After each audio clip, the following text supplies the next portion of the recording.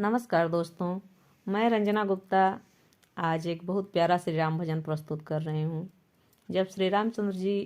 का वनवास हो जाता है, वे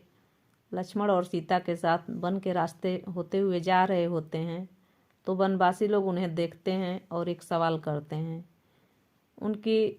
रंग रूप वेशभूषा को देखकर वे लोग चकित से रह जाते हैं और देखते ही रह जाते हैं कितने सुंदर लोग हैं, क्यों जा रहे हैं, कहाँ जा रहे हैं। तो वे किस प्रकार से उनसे सवाल करते हैं, आइए सुनते हैं इस गीत के माध्यम से। कहवा से आवेला कवन ठाम जइबा हो, कवन ठाम जइबा, बबुआ बोलतना, बबुआ बोलतना, के हो दिहलस तोह के बनवास, बबुआ बोलतना, के हो दिहलस तोह के बनवास, बबुआ बोलतना। कहवा से आवेला कवन ठाम जइबा हो, कवन ठाम जइबा, बबुआ बोलतना, के हो दिहलस तोह के बनवास, बबुआ बोलतना, के हो दिहलस तोह के बनवास, बबुआ बोलतना। कवने नगरिया में अजोरिया नाही भावे हो, अजोरिया नाही भावे, बबुआ बोलतना,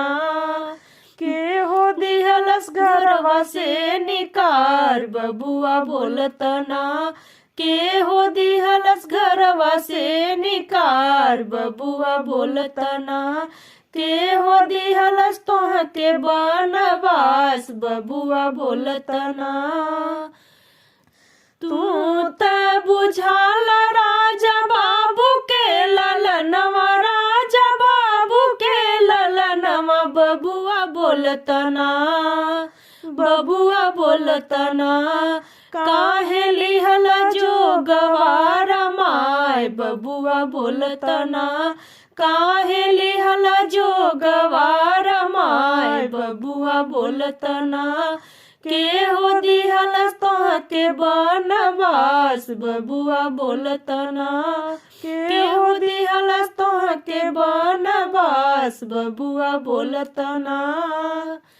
सावर सावर गोर गोर उमर में बरोबर हो, उमर में बरोबर, बबुआ बोलतना, बबुआ बोलतना, संगवा में लिहले सुंदर नार, बबुआ बोलतना, संगवा में लिहले सुंदर नार, बबुआ बोलतना, के हो दिहलस तोह के बनवास, बबुआ बोलतना, के हो दिहलस तोह के बनवास, बबुआ बोलतना। मोहनी मूर्ति आया बहिन नाजुक बाऊ मरिया, बहिन नाजुक बाऊ मरिया, बबुआ बोलतना, बबुआ बोलतना, नीरखत नैनाया घाय, बबुआ बोलतना, नीरखत नैनाया घाय, बबुआ बोलतना, के हो दिहलस तोह के बनवास, बबुआ बोलतना, के हो दिहलस तोह के बनवास, बबुआ बोलतना।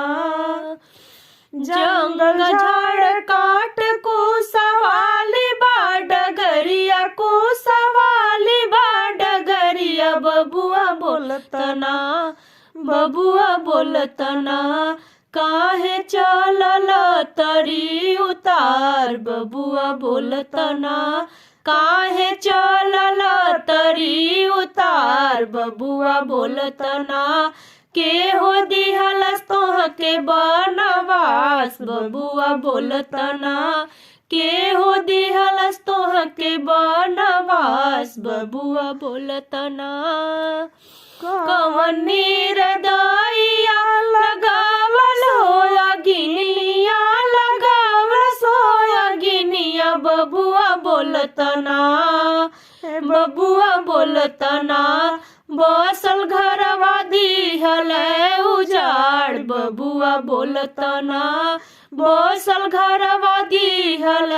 उजाड़ बबुआ बोलतना के हो दिहल तोहके बनवास बबुआ बोलतना के हो दिहल तोहके बनवास बबुआ बोलतना करिला निहोरा हाथ जोड़ी पड़ी पौआ हाथ जोड़ी पड़ी पौआ बबुआ बोलतना बबुआ बोलतना हमारी मड़ैया कैल बास बबुआ बोलतना